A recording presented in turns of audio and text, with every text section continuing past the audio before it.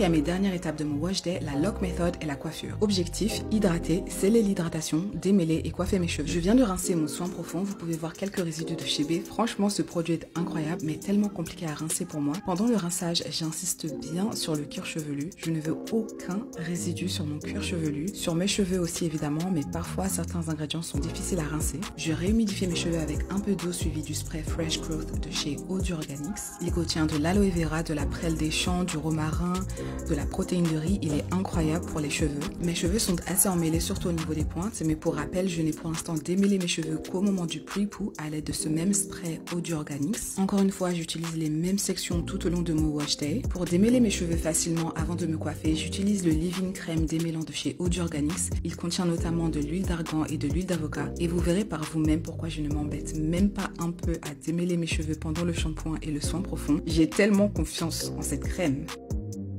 Franchement, est-ce que j'ai besoin de commenter? Vous voyez aussi bien que moi que mon peigne glisse littéralement entre mes cheveux. C'est trop satisfaisant, franchement. C'est tellement satisfaisant. C'est une crème 3 en 1 qui hydrate, nourrit les cheveux en profondeur et démêle les cheveux texturés facilement. Et elle fait aussi office de protecteur de chaleur grâce aux actifs qu'elle contient. Ensuite, je viens sceller l'hydratation avec mon baume au shea et aux plantes ayurvédiques. Il est sans résidus, non gras, mais le film protecteur qu'il crée autour du cheveu, c'est pas la magie, c'est la science. J'insiste bien sur les pointes, puis je viens démêler avec ma Tangle Teaser pour me débarrasser des résidus de chez B.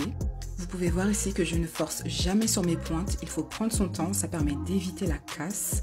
Et si ton objectif c'est la longueur, il faut à tout prix être douce avec tes cheveux. Ma coiffure du moment c'est le brushing pour 3 raisons. Ça me permet de garder les cheveux étirés, du coup j'évite les nœuds et la casse. Donc je peux facilement maintenir et rafraîchir ma coiffure pendant 2 semaines. Et utiliser un peu de chaleur sur mes cheveux à faible porosité fait encore mieux pénétrer les produits, c'est-à-dire la crème et le spray capillaire notamment, dans ma fibre capillaire et donc vraiment bénéficier d'un soin sans rinçage.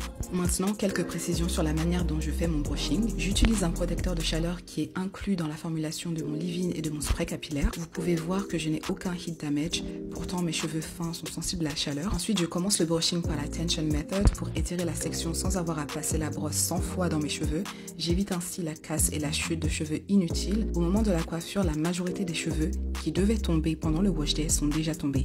Donc si vous vous retrouvez avec une nouvelle moquette par terre pendant le coiffage, ce n'est pas normal. C'est soit de la casse excessive ou une grosse chute de cheveux. Vous pouvez vous arrêter à la tension method, mais moi je vais utiliser ma brosse plate pour avoir un résultat encore plus lisse, surtout au niveau des pointes et des racines.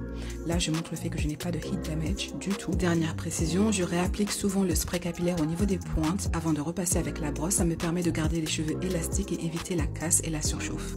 Voilà, après le brushing, après chaque section, je fais des tresses et ça me permet de suivre avec la coiffure de mon choix, chignon, afro, peu importe.